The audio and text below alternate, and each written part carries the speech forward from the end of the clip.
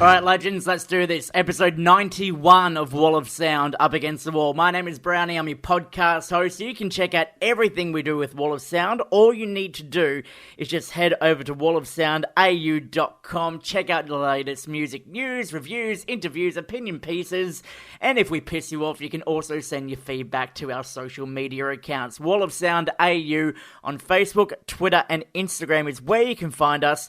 Get involved with the community and everything we have to offer with Wall of Sound. Now, before we move on, I need to give a big personal shout out to a couple of absolute legends who listen to the show every week. A shout out to Sandy from Valkyrie Festival Travel. She gets you to and from the biggest and best music festivals right here in Australia. So if you don't want to drive, you want to have a couple of drinks, make sure you check them out and do what you can to jump on board. Apparently they play all of the episodes on the way to the music festivals. So if you want to be bored out of your brain going through the back catalogues of Wall of Sound Up Against the Wall, make sure you book yourself a trip on the next festival she's heading to. Also, a big one going out to Chrissy, Will, and Gordon. I'm so sorry for the delay with getting these podcasts out, but you know, shit happens, life goes on, but we're back for 2020, and on this week's episode, I sit down with the man and legend that is Daniel Furnari from Polaris, the drummer, the songwriter, the guy up the very back of the room, but don't let that fool you. This guy is a mastermind, and he's going to take us behind the scenes of their second album, The Death of Me, which our writer Ebony Story gave a perfect 10 out of 10 for her review. You can read that at wallofsoundau.com. I don't need to tell you anything more about the album besides the fact it's fucking great. They've absolutely nailed it, so we'll go over that a little bit later on with Dan and get some more intricate details about the future of Polaris here in Australia and across the world too. There's plenty of new music news to get through, including the brand new song for Enter Shikari. Meanwhile, back at the Dreamers Hotel, 5 stars but all rooms are vacant. Meanwhile, If you missed that, I'll give you all the details about that song, plus their forthcoming album, and a whole bunch of tours as well. Let's not waste any more time, let's get into it right now with the brand new song from Ocean Grove from their forthcoming, yet to be announced as a release date, Flip Phone Fantasies, the album. We don't know when it's coming out, but this is the latest single from it. It's called Neo on Wall of Sound, Up Against the Wall.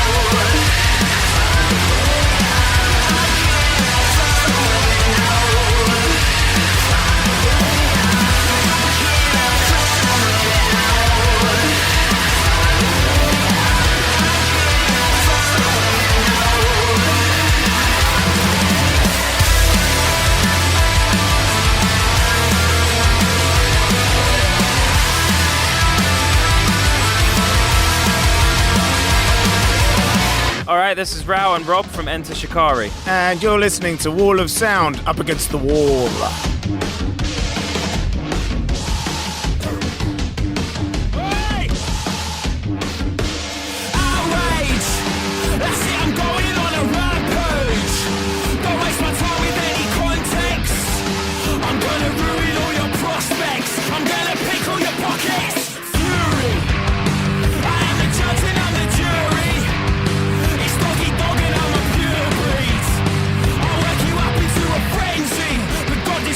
Is heavy. Meanwhile, back at the Dreamers Hotel, 5 stars but all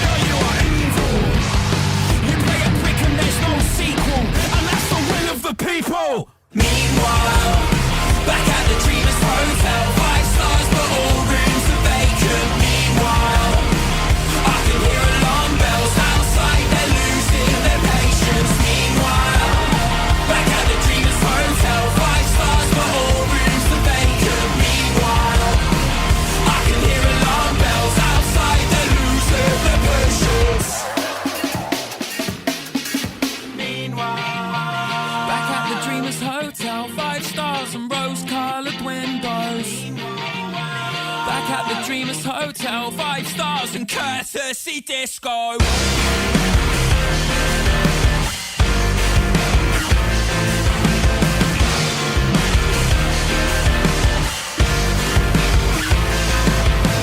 Meanwhile, back at the Dreamers Hotel, 5 stars but all rooms are vacant. Meanwhile, I can hear alarm bells outside, they're losing the visuals. Meanwhile, back at the Dreamers Hotel.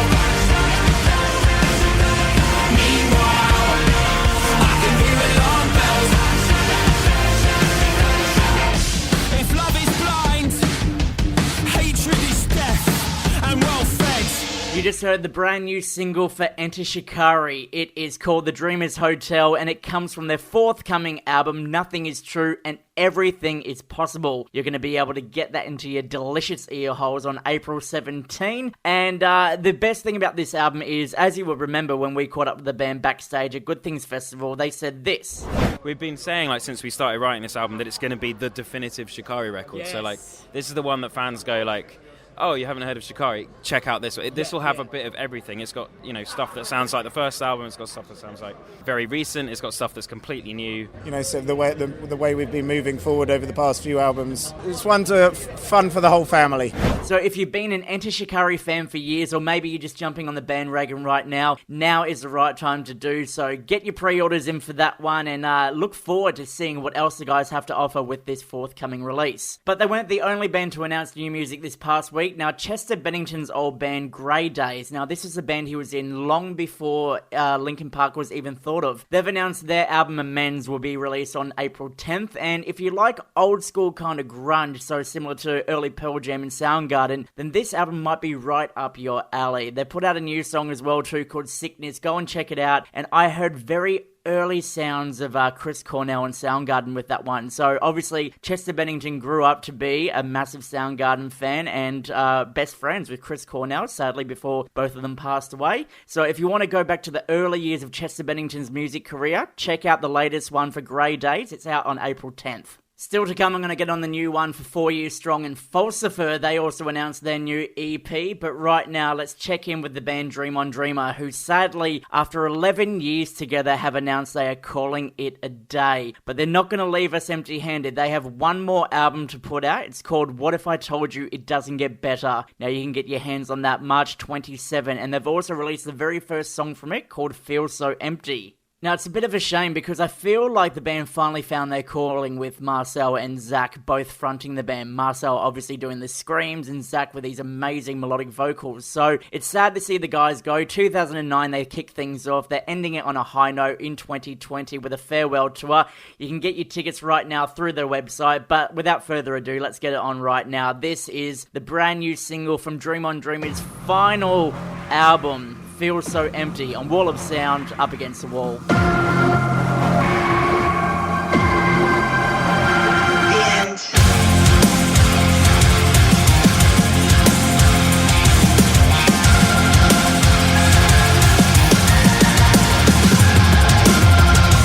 Drink the poison, light up like gasoline. Fill the cup up, it's time for you to bleed. There's something different now, the taste of it won't go down. Sweet destruction has my hand again. Rising up from the inside, self-destructing again. I'm desperate to pull myself out, but I keep falling in. I never thought that I could feel so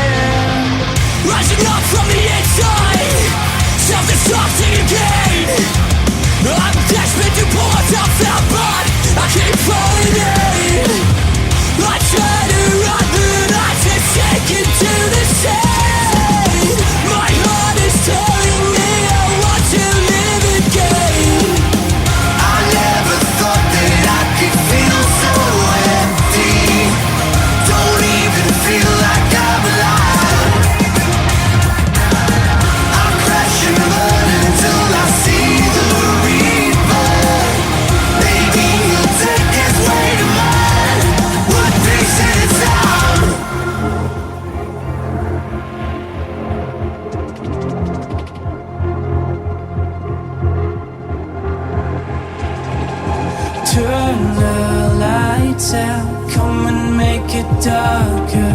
We don't need a reason to get higher. Watch me throw it all into the fire. Gonna tell the world that you're a liar. I never thought that I could feel so empty. Don't even feel like I'm alive. I crash and burn until I see the reaper. Maybe he'll take his way to mine. One piece at a time. One piece at a time.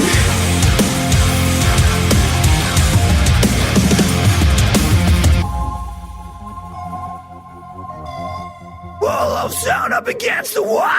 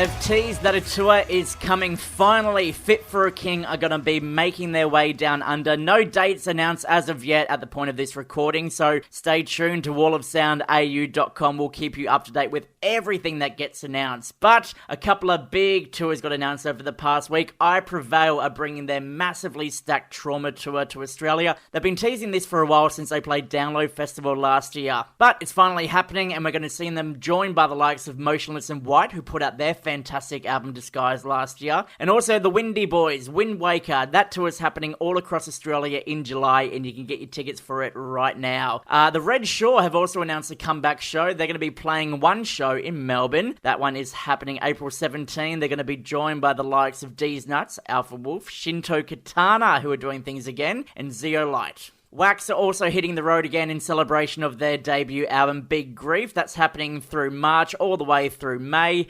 More details on that tour can be found at wallofsoundau.com. But the one I'm looking forward to the most, Rollo Tomasi are going to be doing a tour, an East Coast run, jumping on Sleep Makes Waves' upcoming These Are Not Your Dreams tour. Now, Sleep Makes Waves are heading around the country. Rollo Tomasi joining them for the East Coast run in Brisbane, Melbourne, and Sydney. That's happening through May and June. It's a bit of an odd pairing if you ask me. I mean, Sleep Makes Waves are an instrumental band, and I've said this in the past, I'm not the biggest fan of instrumental bands because I kind of feel like they need a bit of lyrical content in there to have an emotional connection to the song. And I know some people out there have said, Brownie, you're a dickhead, you create your own stories and your own journey through the music with whatever you want to put with it, but I just can't get into it. So to see Sleep Makes Waves team up with Rollo Tomasi for this one, who are high energy, screaming, in your face rock, it's a bit of an odd pairing, but with that said, if that's the only way we can get Rollo Tomasi to Australia, then so be it. To celebrate, I'm getting on their song Rituals right now. Rollo Tomasi on Wall of Sound, Up Against the Wall.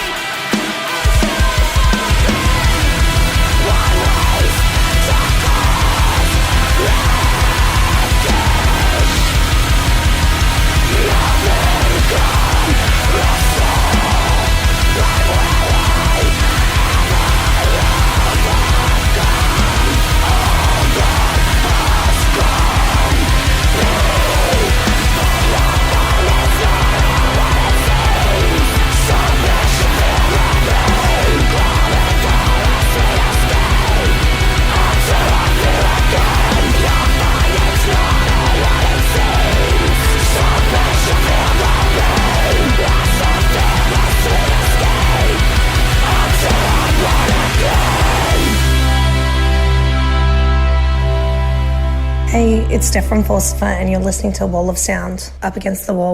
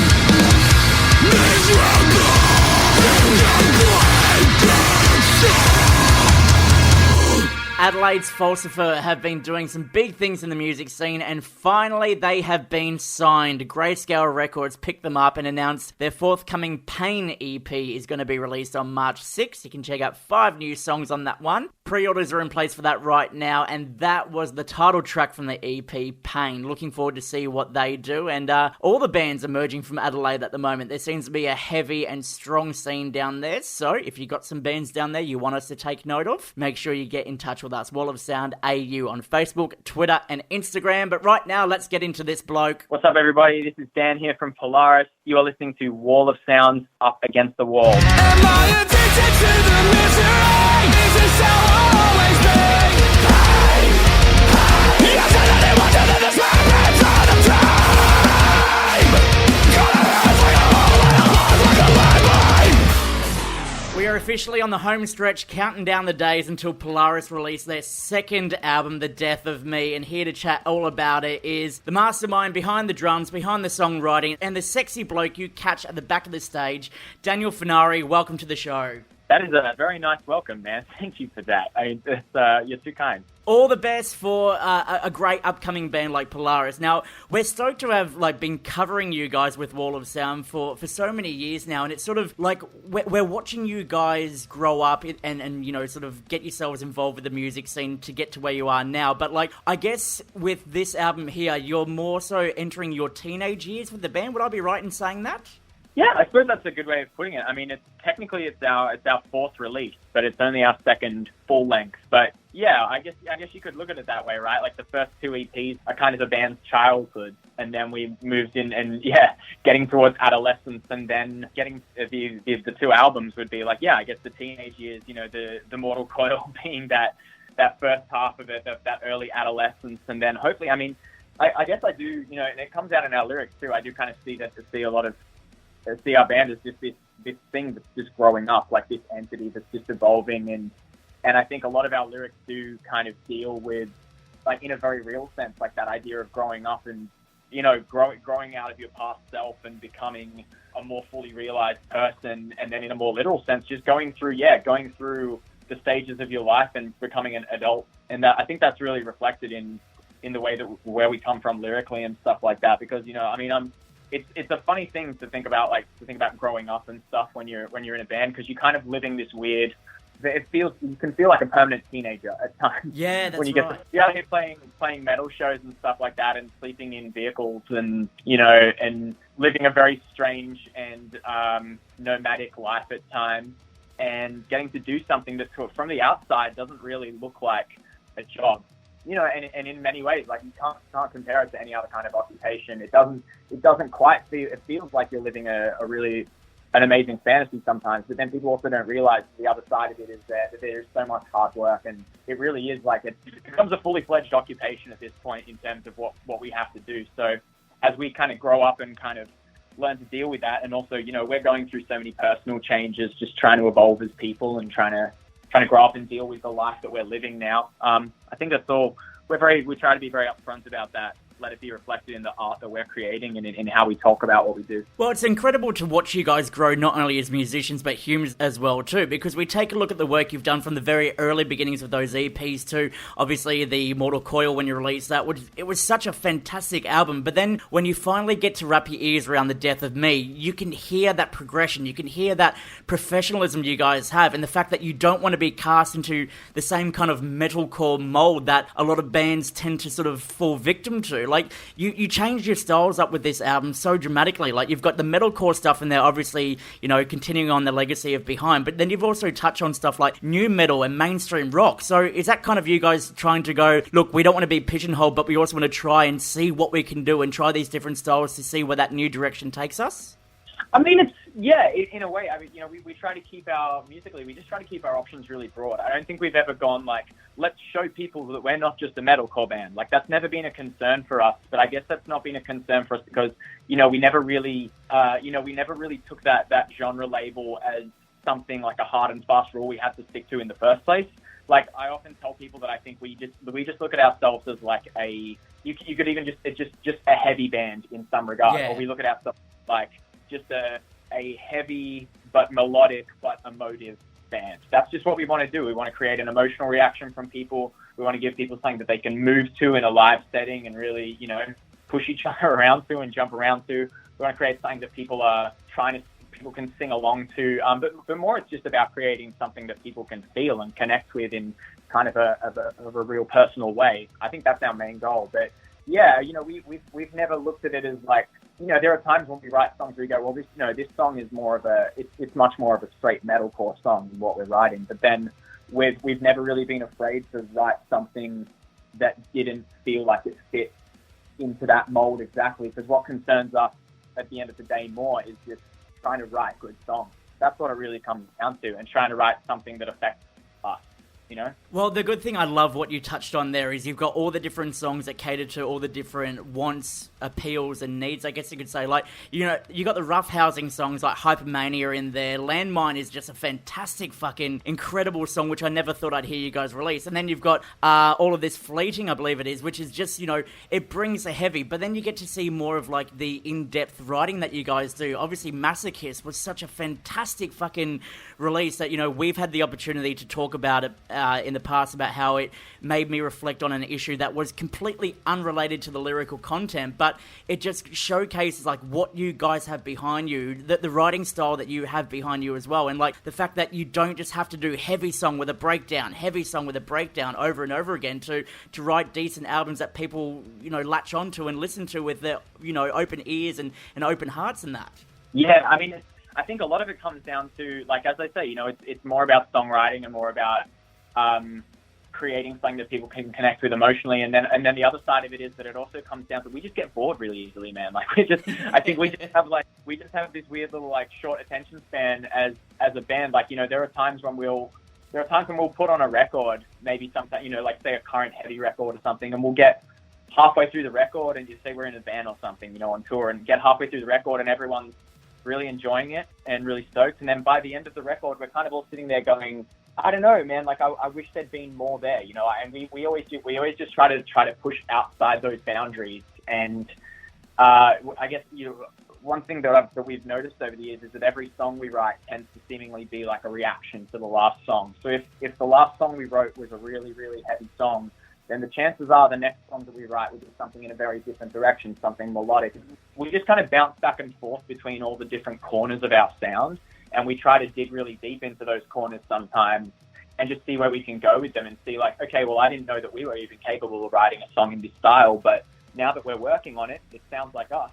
And as long as we can trust that instinct that it sounds like something that we would do in our minds, regardless of how we think other people might perceive it, if we can kind of trust that instinct and dive down that rabbit hole, it's like, well, how far can we push this and still be true to ourselves and our sound, and still create something that we'd want to play live as well? Because that's always the thing, you know, we don't want to write something just for the sake of filling space and then not want to play it live, or write something that's not going to translate. So we're always kind of trying to look at it through that lens as well. And like I said, yeah, we just want to keep it interesting for ourselves. And there's no one in this band that really like just listens to metal or really just the metalcore music, especially. Like we all listen to heavy music really regularly. Like I'm not going to be like, hey, we don't even listen to metal anymore. Like we do, but we also we can't listen to it every day, because when you play metal every day and you watch metal bands every day on tour, you know, it's like you need contrast and you need to keep things fresh for yourself. And for us, yeah, it's like enjoying what it is that we're writing and creating a record that we would listen to is far more important to us than trying to meet some quota of heaviness.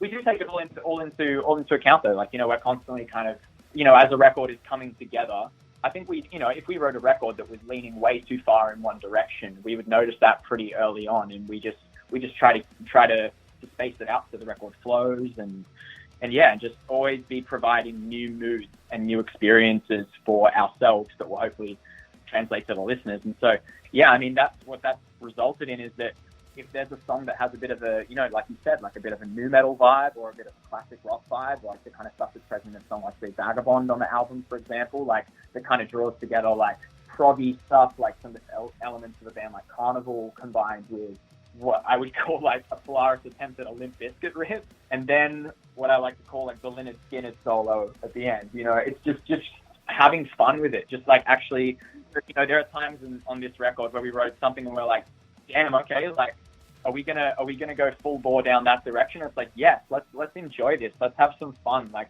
let's push a little bit outside of what people like, the scales that people expect to hear in metalcore music, or like just the musical modes that we would instinctively ride in. And what we discover is, yeah, like once we stop limiting ourselves, the more that, you know, you might write a riff one day that doesn't really feel like what you would tend to do ordinarily, but if it still creates a feeling and makes you want to nod your head, it's like, okay, well, how can we make this us? How can we make it true to what we want to do and make it, you know, the only person, as far as we're concerned, the only people that can judge what constitutes a Polaris song is us. You know, no one else can really judge that for us. And you know, that's the great thing about, you know, discovering who you guys are as a band, what works, and how you make that all work in the studio. I mean, there's not going to be a situation, or was there a situation of you guys, like, trying to write a song and three of you were against it, two of you were for it? How does that work out with the conflict with making a record like this? Yeah, there was a lot of that, actually. And, you know, sometimes there was, for example, like the song, like Hypermania, when we were working on that, I was kind of skeptical about certain elements of that song. I loved a lot of the ideas in it, but when it was getting towards being a completed song, there was a time where it didn't really feel that complete for me. And the main reason for that is because, I don't know, I have this tendency to not really be able to fully see a song working as a song until the vocals are coming together, because the vocals are just so important to me in the way that we write. And so with that song, when there weren't really any vocal ideas down on the table yet, I was looking at it and I wasn't really sure how it was going to function as a Polaris song. And I kept trying to push the other guys, like particularly Rick, who that song was majoritively his ideas, and it was really his baby. So there was a lot of back and forth between us, with me wanting to add some other parts into the song, or, you know, bring back some ideas from earlier on and repeat them. But he knew exactly what he wanted, and, you know, you back and forth and you argue, but you also have to respect when someone in the group kind of wants to stick to their guns and has a vision that they want to realize, and trust that if you can't see that vision yet, if you can really cooperate and help them to bring that to life, then hopefully you'll reach a point where you can see eye to eye. And once the vocals started coming together, then I was like, oh, okay, you know, this part that you told me should be a chorus, I didn't really see it being a chorus until I got a good enough vocal idea for it. And now that there's something there to sing along to, I can finally see it as a chorus. And it's sometimes it's just taking a step back and opening your mind up a little bit, because it can get really confusing under pressure and stuff, those kind of debates. And I mean, there was another song, for example, like with Martyr/Waves, which is later in the record. That one, at first, you know, I was really worried that everyone wasn't going to be on board with it. Then suddenly they were like, yeah, let's do this. This feels like a direction we should absolutely go down this path. And then a few months later, one of the guys kind of got cold feet and started worrying about the song. And, you know, as we're getting towards the deadline, you know, things can get a little bit hazy. And one of the guys started going like, oh man, I don't know if this is the right move. Like, I'm not sure if this really fits into our sound. And then it was like, hang on, don't you remember a few months ago when you were saying this is exactly what we need to do? And we had to say, oh yeah, that's right. You know, we're getting clouded and we're getting crazy, but this song still makes us feel a certain way, and that's what counts. And I think the cool thing is, stylistically, we were able to go into a lot of this with like, we definitely pushed those boundaries further in terms of what did we never feel like we were even capable of writing before. Look, we're a difficult band. Like, we're not, you know, although we've been together as a band for a long time and we get along very well as people, we're all best friends. But when it comes to creative stuff, you know, there are a lot of times when we don't want to budge because we're just so passionate about the visions that we each individually have. And whether that means one person, you know, means we each have a different vision for the song, or whether it just means that someone is just a little bit skeptical about the direction of a song, sometimes it can lead to some pretty heated arguments or some really strong debates of trying to work out whose vision is best. And it can get really hard to resolve that. Some songs ended up, you know, in kind of standstill for months in the writing process, where we just had to come back to them because no one could agree. But that always makes the end result so much more satisfying when you're like, we've done something that we all love now, and that's it's rare and it's awesome, you know. And look, I think that's fantastic, and it brings us back to what we mentioned like really earlier on in the chat, like the band being in their teenage years, where you want to defend your work, you want to defend that something that you feel so passionate about, and you need others to see your kind of vision. And, you know, instead of just chucking it away completely, you can either work on it, but if it gets to the point where you can't, you know, resolve those issues or differences, then just put it to the side and have it, you know, be something that you come back to, like, as opposed to, nah, that's a fucked idea, get out of here, you're not in the band, we don't need you anymore, that kind of thing. And it proves like how much of like a strong bond Polaris really have, and how far you've come from to where you are to get to that point now.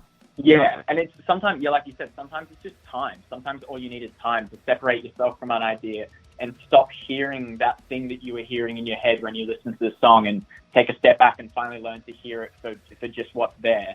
And like I was saying before, it's about, you know, it's the difficulty that comes with that blessing of having 5 very creative people who all have really good ideas. You know, there's no one in our band that doesn't contribute in that way. Like, it might vary from song to song, the amount in which that we contribute might vary, or, you know, over the course of an album, maybe some people are driving it a little bit more. But all over, you know, we really want to make each other as excited about the record as one person is. You know, you don't want to be excited about a song and so stoked on it, and then realize that a few of the other people in the band don't share that with you. Like, It can be quite disheartening. Like, we have to, you know, not every song can be everyone's favorite song, but we're trying to realize a united vision, and that thing can get really hard. And like I said, we can get pretty hot-headed over this stuff, but the importance of having a strong bond and a strong friendship is that you don't let that get personal. Like, we just have to recognize, and I think the reason we've survived through that is we've learned to recognize we believe in each other's taste, even when they don't align with each other, if that makes sense. You know, you have to trust that the person you're working with has good taste and has good visions and cares about this stuff and is passionate about it, and is not just being difficult for the sake of being difficult or for the sake of maintaining control. They just really want to create something that they love. that's what we're all out here doing, you know what I mean? Yeah, and look, we are loving the album. Ebony Story, who reviewed the album, gave it a perfect score. I literally could not comment any more on that too, because there was a lot of hype around this album, right? The Mortal Coil comes out, it completely puts you guys on the map and blows all expectations. You even scored an ARIA nomination for that as well too. And then, like, to know that the second album is on the way too, like, everyone who's ever been involved in Polaris in some way, shape or form, being a big time fan, being like a fan who flows in and out, that kind of thing, we're all expecting something big from this album. And with that said, you guys have delivered and then some. Like, not, how would I put this, like putting out an album we weren't expecting, but also not veering too far away from the topic and subject material. Like, it's great, and it proves that you guys have longevity and aren't just going to produce the same thing over and over again so early into your career. Man, well, thank you. That's some really nice feedback to hear, man. I can't even tell you how much I appreciate that. I mean, yeah, I guess it just feels like the next, you know, I feel like it really just shows us just growing up and moving forward. Like you said, it's just the next step in what we're doing. We've never set out and gone like, okay, this record, we're going to do a huge 360 in sound, or we're going to change this about ourselves. For us, it's just a very natural process of progression. We just keep writing songs, and that's how these things form. There hasn't been any conscious decision to change anything. And so it still sounds like us, but it sounds like the next chapter in what we're doing. I feel like it just represents us getting better and better at being the band that we are, just being ourselves musically, but expanding that horizon, you know, pushing it into new directions, and really just expanding and stretching those boundaries. Yeah. Well, mate, we can't wait for everyone to check out this album. Before we wrap things up, the new single only just came out this morning as well. It's called Landmine, and for those hearing it for the very first time, you might notice some very influential new metal influences. Am I right in saying that maybe Slipknot played a part in this song? Yeah, there's definitely a Slipknot influence there. We would never try and hide that. It's there. That was part of the feel of the song that we saw coming together, and we were like, let's play with that. Let's just have a good time with it. And yeah, and I think it's also, though, it's taking that and putting it through our lens of the way that we write, and but just going for a more aggressive song than we've ever really done that with. It draws from some stuff that we've done in the past as well, but it was just fun to just explore some more extreme stuff in that song, and like coming out of a drop line into a blast beat and shit like that. Just after we were like, we never would have done this in the past. Let's go for it. And there's also a lot of influences. Like, I'd say, like, Thy Art Is Murder, probably a big influence on that track. I can't even think right now who else was on our mind at that time. But hopefully people will check out the music video by now as well, which we had a lot of fun with. I got to shout out our friend Chris Elder, who took that project on, and he had an amazing vision for a story that we were able to bring to life. It was quite an ambitious video. It involved helicopters and real machine guns, and it was filmed in an abandoned abattoir. And also, yeah, which really fits the mood, I think. Also, a little trivia is that some shots in there from a helicopter of like an island in Sydney Harbour, where they actually filmed a bunch of stuff for Mission Impossible 2. So that's a fun little trivia bite there. But yeah, I'm really excited to get this song out, man. I'm so proud of that song. I can't wait for us to play it live, and I think it's going to be a big one at the shows for sure. Awesome. Well, we can't wait to see you guys debuting this live. The Death of Me tour kicks off later on in the month. The Death of Me album comes out February 21 through Resist Records. If you haven't ordered it already, you need to give yourself an uppercut and go do that right now. Daniel Furnari from Polaris, it's been an absolute pleasure. All the best with this album, and we'll see you soon. No worries, Brownie. Thank you so much for your time, man. Appreciate you.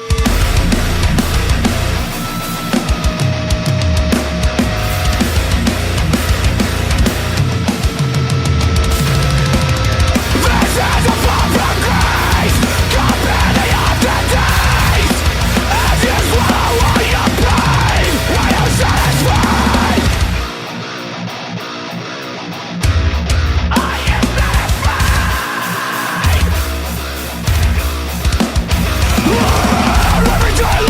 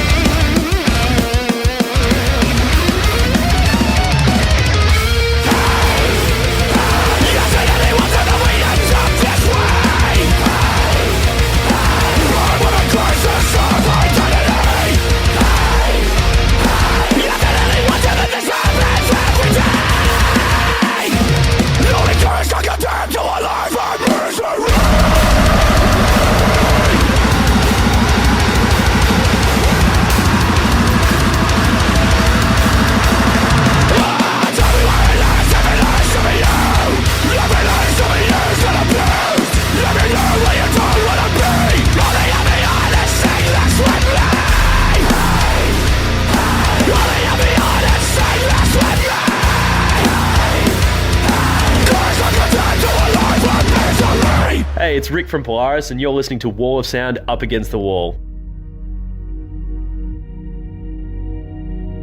This is a place I know too well.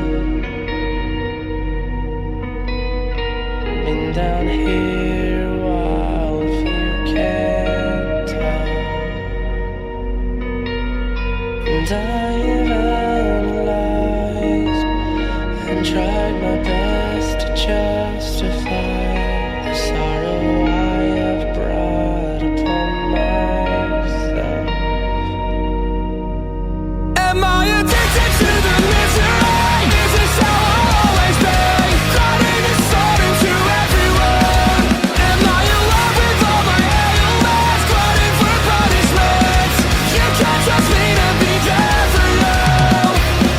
I thought I had this all figured out. You think I'd love from all the shit I'm fucking screamed about? When there was sun, I couldn't see for the clouds. Still climbing the walls of this world just to turn back down. Until I reach my rock bottom, down to the marrow, bringing up the bad blood unforgotten. Yes, I'm me, that's making me sick. Been burning the fans of the weak. Am I addicted to the misery? Is this how I'll always be? Cutting the sword into everyone. Am I in love with all my ailments? Glutting for punishments. You can't trust me to be there for you. I got this complex silhouette hanging like a marionette, casting a shadow, a shade over me. Just a zigzag sorry mess, living like a masochist. Your words and pleasures were right about me. Your words and pleasures were right about me. Your words and pleasures were right. I could often stay if you're feeling forgiving. I could live with the guilt if you call this living. I could try to memorize each grain of sand as it slips from my fingers and falls from my hands. It took me longer than I can to admit. This life is only what I choose to make of it, and the only thing standing in between happiness and my selflessness, depression, I am so close to my chest. Am I addicted to the misery? Is this how I'll always be? Cutting the sword into everyone. Am I in love with all my ailments? Glutting for punishments.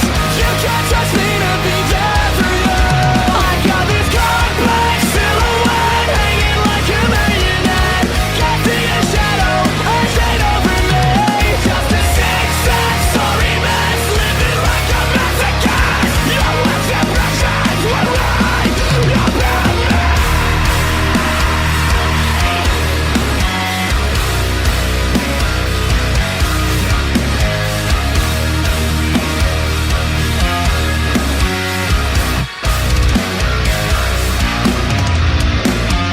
Wasting awaiting years, waiting for something to let me blow through. I never saw the sun through the clouds.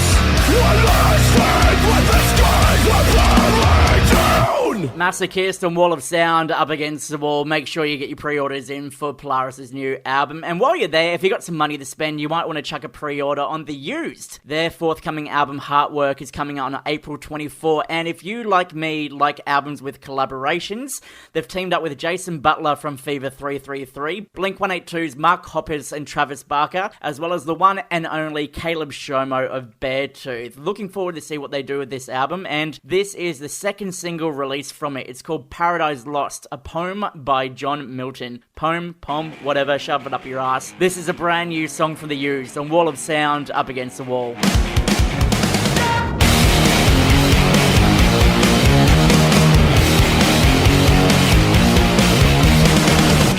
To whom it may concern in all the tragic we've been through. No matter where I go, I keep on running into you. Blink blink of an eye feels like forever. Same as it ever was, same as whatever. Before the yellow fades to blue, I'll take it! I'll take it! I'll take it! I'll take it! Can't bring myself to cut ties. I know you better than anyone. Blessed with this curse, my whole life won't let me shake the shadow. Paradise lost in your eyes. I know you better than anyone. Blessed with this curse, my whole life won't let me shake. I'll take it. I'll take it. Found the key but couldn't open the cell. The selfishness was part of saving myself. From you now I hold the disease, light of the poisonous seed. Try to think of the truth. Will I survive? It's so hard to tell.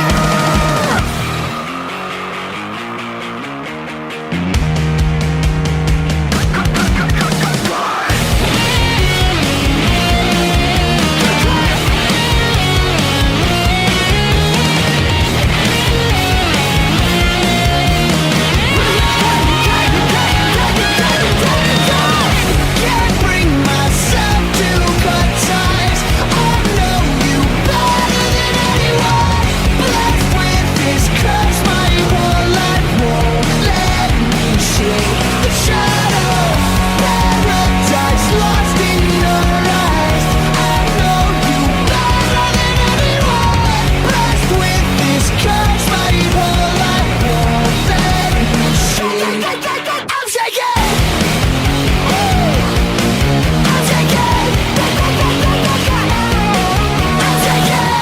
Wall of Sound, Up Against the Wall with Brownie. I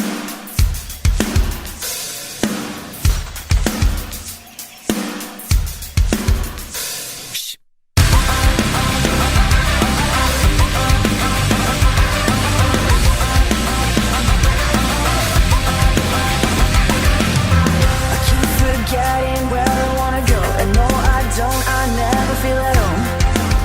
Yeah, feeling my throat like a leech.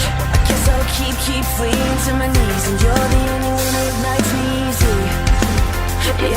Yeah, feeling my throat like a leech. And just maybe my weak fingertips are better off burning bridges. You better think with your mouth before you shout to your pride. Yeah, feeding my throat like a leech. Watch what you're telling yourself. What do you shout in your flight? Yeah, feeding my throat like a leech. Feeding my throat like Playing with the demons that I hate, like a little lab rat just crawling in a cage.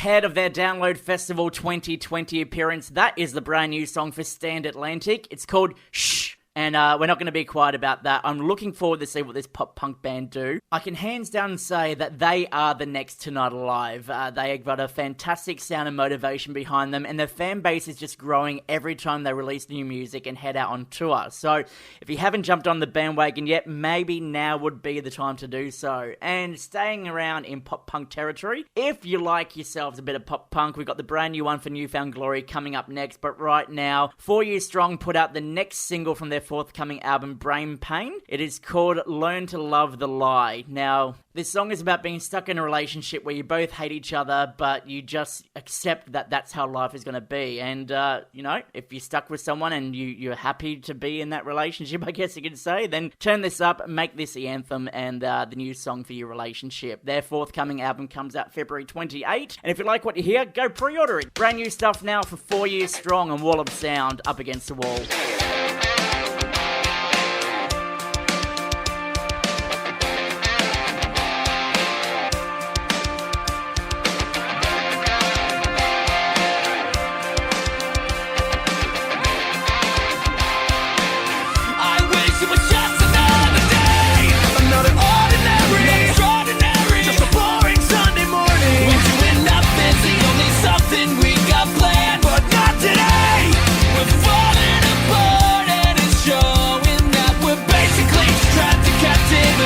Our way out, just let me cross my fingers behind my back, and I'll swear on anything you want me to after that.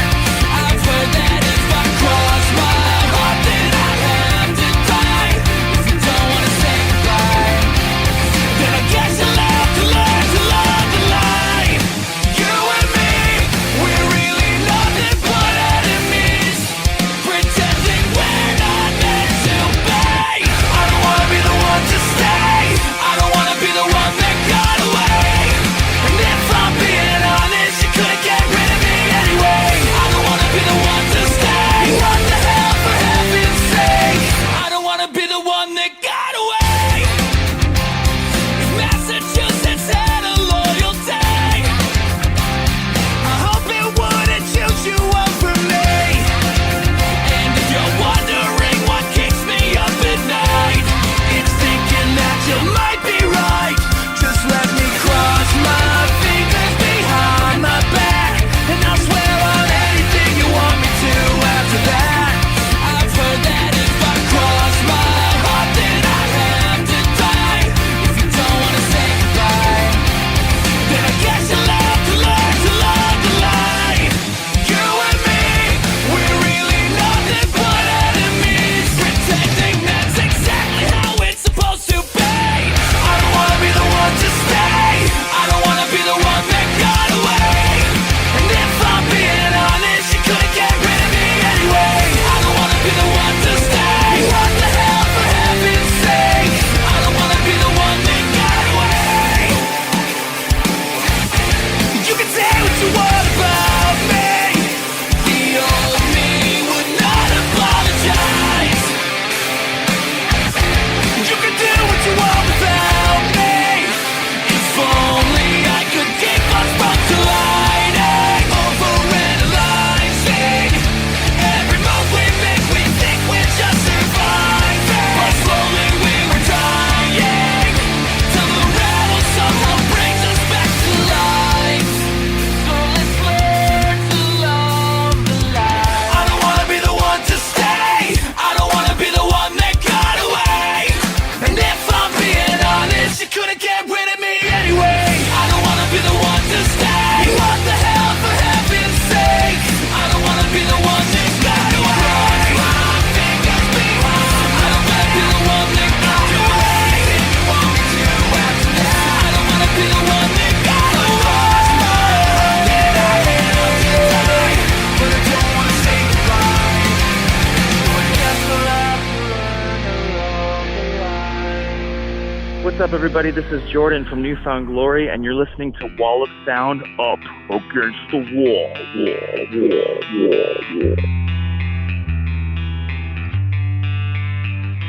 I called you last night when you were asleep, or did you let it ring, avoiding me? You said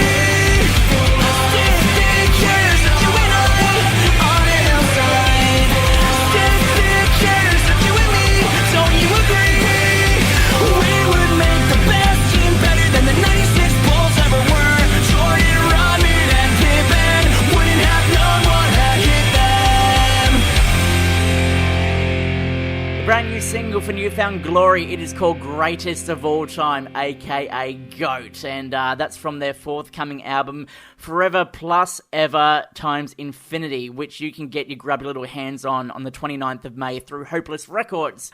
Some great pop-punk releases being released this year, so we'll keep you up to date with as many of them as physically possible, and you can check out everything we are doing and what's making news around the world and in Australia, once again at wallofsoundau.com. And if you haven't done so already, what are you waiting for? Do it right now. Jump on Facebook, Twitter, or Instagram. Search for Wall of Sound AU and join the community. Get involved and we'll keep you up to date with everything as it happens. But that's it for this week's episode of the podcast. Thank you so much for checking it out. Don't forget to give it a like, subscribe, tell your mates about it, share it around.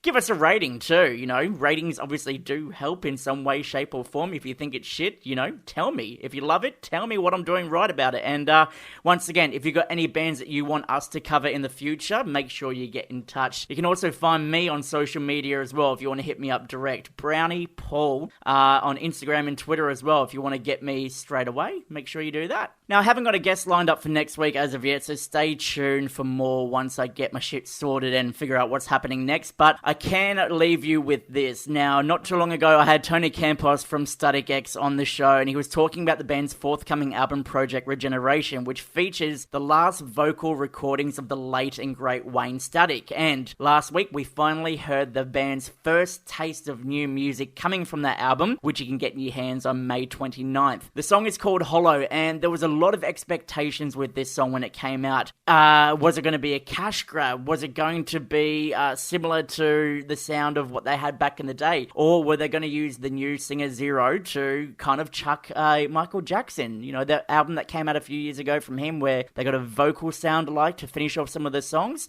No, it's fantastic. It's great and it sounds just like old school Static X. So I'm going to leave you with that this week. The brand new one for Static X. It's called Hollow on Wall of Sound, Up Against the Wall. My name is Brownie. I'll catch you real soon.